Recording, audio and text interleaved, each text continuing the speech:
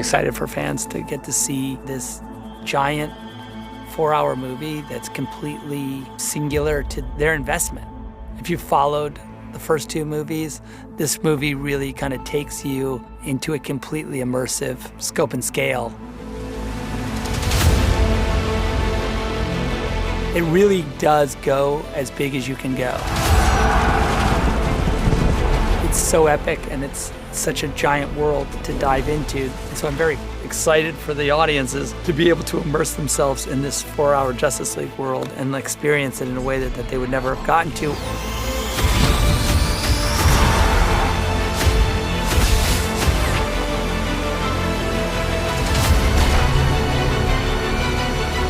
What does it mean to me that the fan community has sort of risen up demanding this version? Well, I only think that because of the promise I've made them over the course of the two other movies, it has created this movement that said, we need to know how it ends.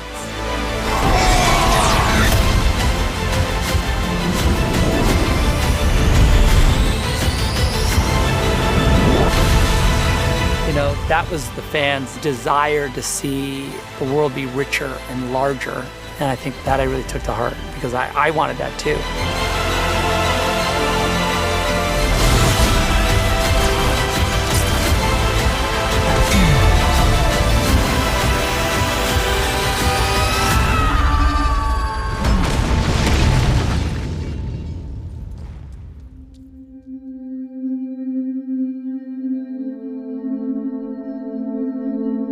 My involvement with the DC world and with this trilogy of movies, Man of Steel, Batman vs. Superman, now Justice League, started probably with my love of Frank Miller's Dark Knight Returns, as well as Watchmen, which came out around the same time.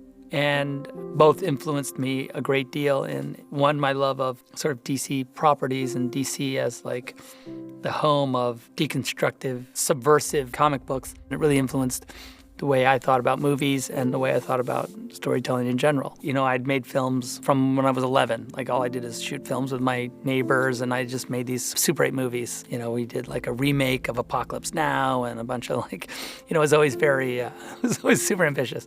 Then I did have ambition to be an artist. I went actually to a school in London called Heatherley's School of Fine Art. And so I was really interested in the human form, and I think that has made its way into my movies a little bit. Then I came back and went to Art Center College of Design in Pasadena, and that was really incredibly influential for me because it was a place where your own voice and your sort of vision was really cultivated. And so when I got out of school, I went to work pretty much right away making TV commercials and music videos. And I did that for almost 10 years. Job after job after job, and I really started to hone sort of the visual language that I find interesting. By the time we got to make Dawn of the Dead, I was familiar with the language of telling stories and shot making, and very, very much a student of sort of visual storytelling. So it was a natural evolution for me, and you know, to this day, finding the shots and making them and looking at watching it evolve and watching the actors, I get the same kind of excitement from it, and it hasn't changed at all. Okay, so... Because this will be, once you do this, you do I-beam them. You're going to have your run-in with Cyborg, where you boom, pound him, yep. And then stop Wonder Woman from bushing you. Yep. Zack, he's got such an incredible brain for the visual. When you see him piecing this stuff together, it really does look incredible. And you see his concept stuff, you see him drawing his shots up, he has everything planned out in his head before we get there, and it's remarkable to be a part of, to see him weave this magic and set everything in such a way that it fits his vision perfectly. Zack is as much of a fan as he is a director, and he loves comics, and he loves these characters.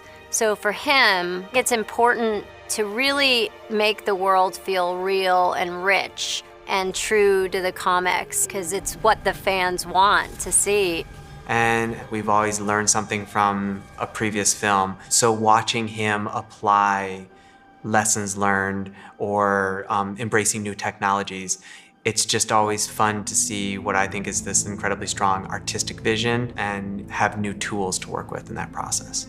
So Zach, what's the challenges for you on this? I wanted to do mediums and close-ups in continuity, so I would have both performances from the actors in a single take, so they didn't have to repeat it, so it could be more spontaneous, and then also so that as the camera drifted between the two characters, or the 5 characters in this case, that you could stay within the continuity. The boxes don't think in terms of healing or killing, alive or dead. They rearrange matter at the will of their masters, regenerate. I think if I added one more camera, it would have been perfect. There was one little gap that I didn't like, but I thought it was cool. Cut! Cutting. That's good, you guys.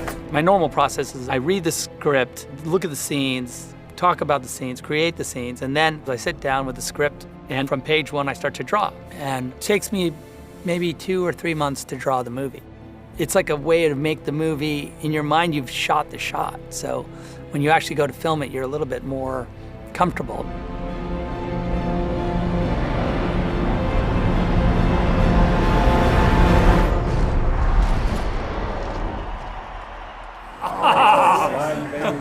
I didn't want to lose the ball this time. No, it was good. You know, they're very good about making sure that we get exactly what it is that they've envisioned. You know, so the way they set up all these shots, it's so specific and so well thought out.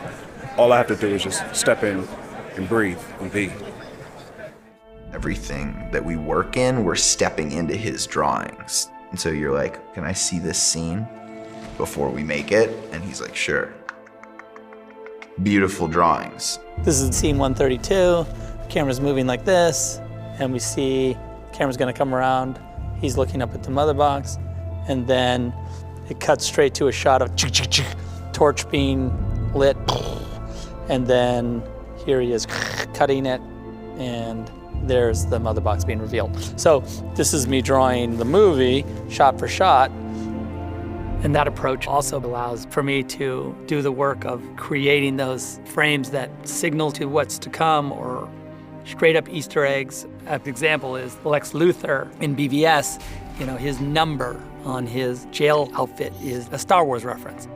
I know, it's dorky, but in almost every frame and in almost every scene, there's some sort of double meaning. And that could be Star Wars, or it could be Caravaggio, it could be anything that I frankly find inspirational. Another perfect example is the Superman S has a bit of writing in it, Kryptonian writing. And it's a Joseph Campbell quote. That's a summation of the hero's journey and kind of what Superman goes through.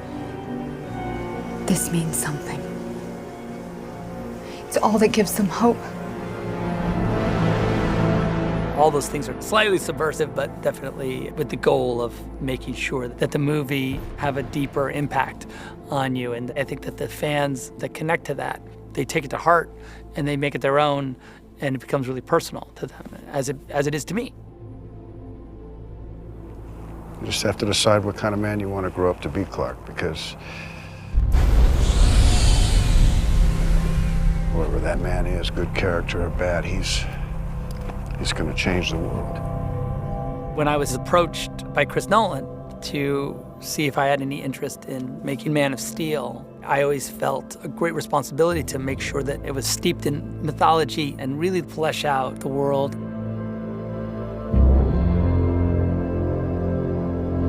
For me as a filmmaker, and for me as sort of student of comic books, he's totally American mythology on like an epic scale. He's an immigrant and he's an orphan and he's trying to find his way in the world and what is his purpose. But is also just like a good guy from Kansas, and just how he interacts with the world. You're definitely finding the way in for a modern audience. So I read the script, and David Goyer had written a really cool script, and I worked on it a bit with him, and hired Henry, and the rest of that is history. Now, at the time, I did have sort of an idea that if there was a sequel, how it would progress, because my thing is that, you try and do all your ideas in the movie that you're working on, and if there's a sequel, then the uptown problem of that is that you have to come up with more ideas. But always with this eye on, You know, what would the world be? I think even in Man of Steel, there's a sequence where Zod and Superman are fighting just briefly in space, and they hit this, there's a satellite. It has like a Wayne Industries logo on it, because I wanted to say that, yeah, you know, it is a bigger world than just Superman.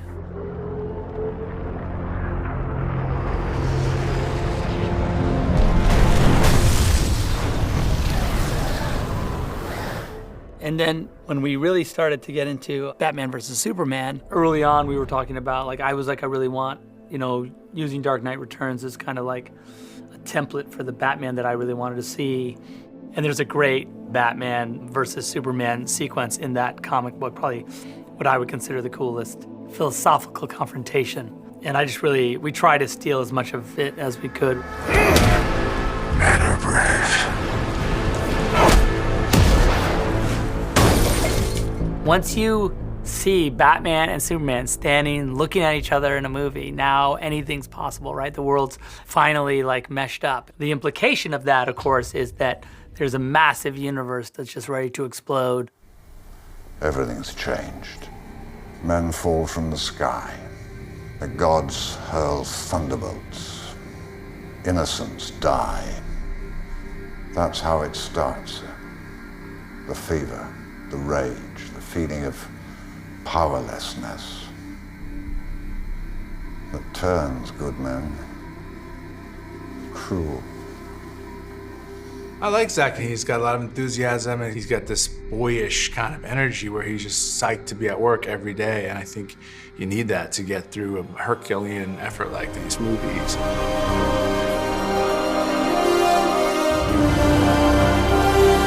Ready? Okay, let's go. When I'm on set and we're shooting, it's a fun atmosphere for me.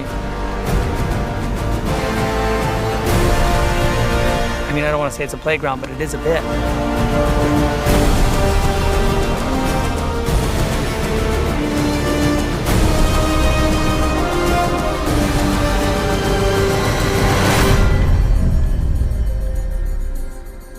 You know, just over the course of making these sort of epic movies, you know, you get closer to the actors. I do count them all as friends, you know. I've known them for a long time, Henry the longest. So it's been a fun evolution, you know, and to see them from, you know, the first time we did the casting, you know, with Gal to now she's like, you know, the world's Wonder Woman in a pretty epic way. And seeing Jason's audition to be Batman. Alfred, enough. The police weren't getting it done. And I was just like, okay, that's awesome. This guy's amazing. I got to put him in the movie. When Zack came to me, like when I got called in the room, I can't even tell you. I wish he had a camera rolling, because the last thing I expected him to say was Aquaman. I'm such a fan of Zack's casting choices, and if you hold up a traditional picture of Aquaman, he might not have been the person that looked exactly like that illustration, but I think in spirit, in heart, in terms of his energy, he embodies everything that Zack wanted to tell with that character. And he told me all these ideas that he had, and I was just blown away. You know, what he was going to take, just the tattoos, and how he wanted to use me as the indigenous person, and he's let me incorporate a lot of my ideas into it, as far as like working with Michael to build the clothes, everything. It was an honor, and it's all coming together. How great's this? Perfect. Yeah, I know, right? It's like perfect. Okay, also then at the end... The cast is probably the funniest group of people you could get together in one room. I think everybody brings something very unique to the group, and just watching all the different personalities come together, it kind of feels like what the actual Justice League would feel like. It's hard for me to imagine it any other way now. It's kindergarten here. Honestly, it's preschool. It's worse than preschool. You have Ray, who's very funny, but he cares so much for Cyborg and is like thinking in all different layers, and it's amazing. And then Ezra. This is Barry Allen, aka The Flash, aka the Scarlet Speedster, aka the Crimson Crusader. Ezra's just a very unique actor. He's extremely funny. And in that wit and sarcasm, you get this great sense of vulnerability about him. You can't stop the funk fever of The Flash, you can't stop it. And then you have Jason. He's making jokes, but then he's super serious and he drinks Guinness, and he's just such a fun person to be with.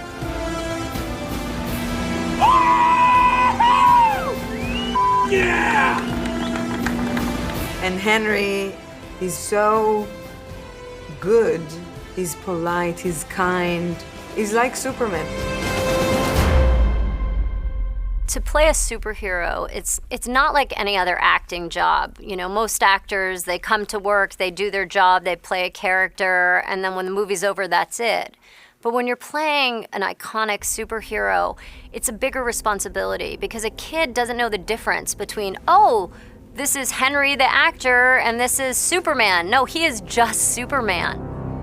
I've enjoyed playing that character of hope and optimism, inspiration and example.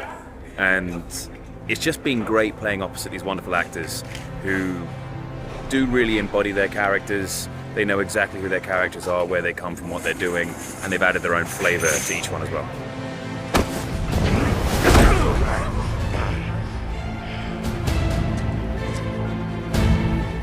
And then you have Ben, who's super intelligent, super experienced, talented, funny in his own way. Again, more cynical. He said he'll fight with us?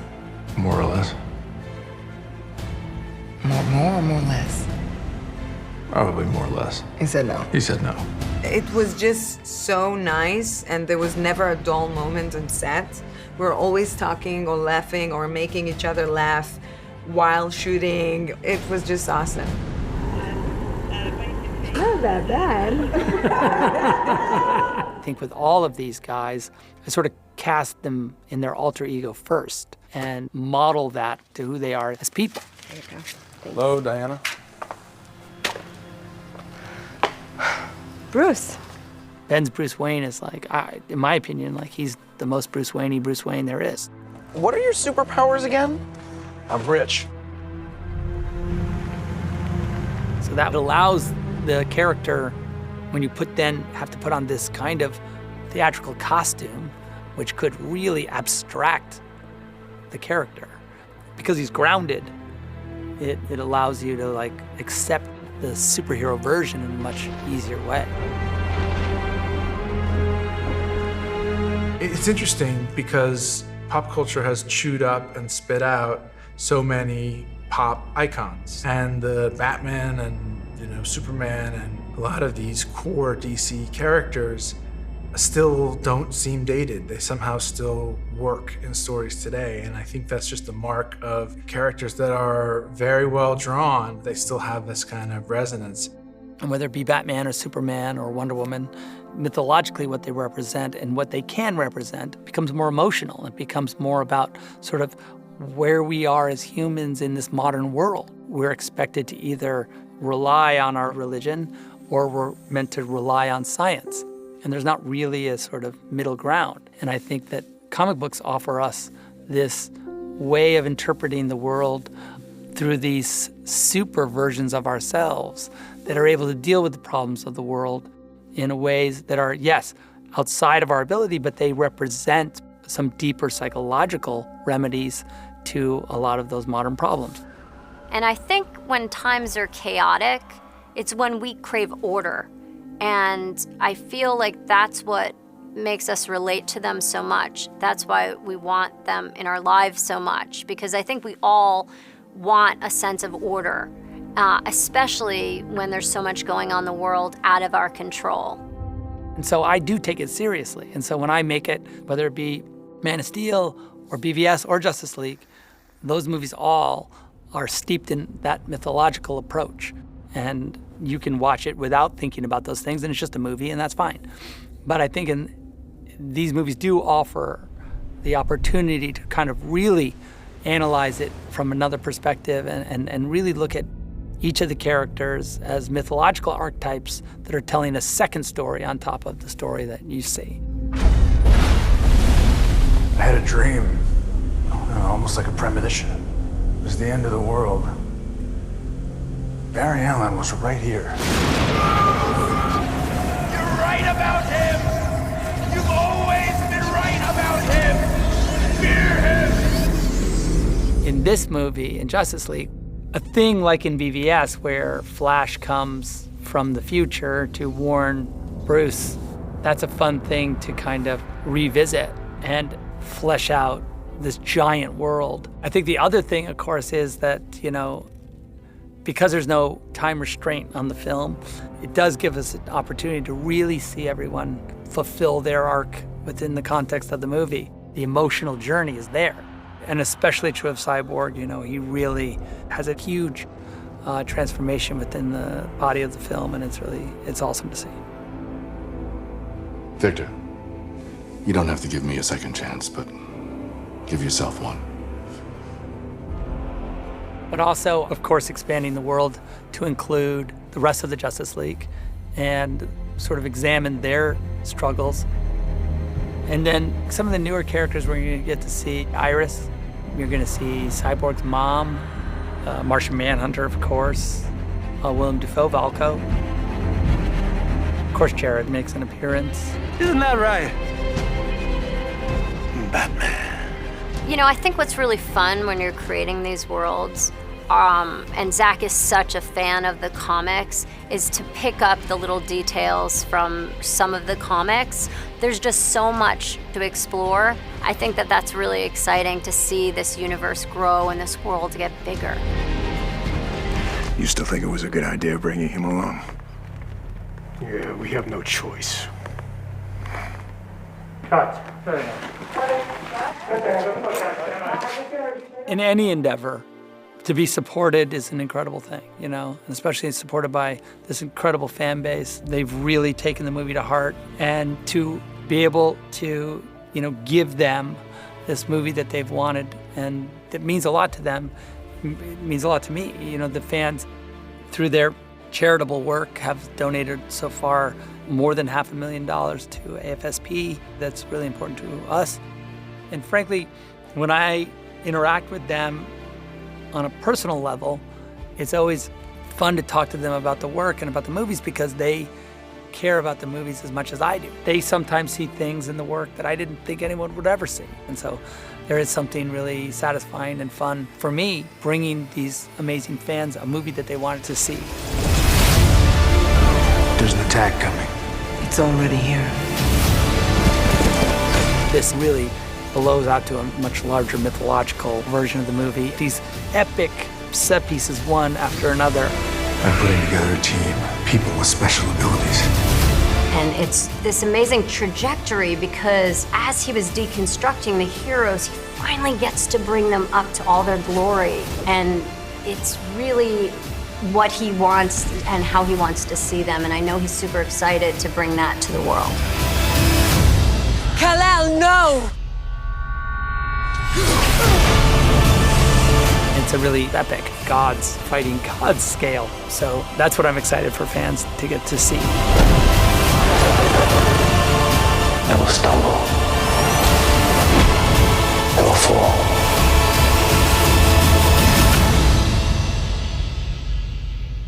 They will join you in the sun, Cal.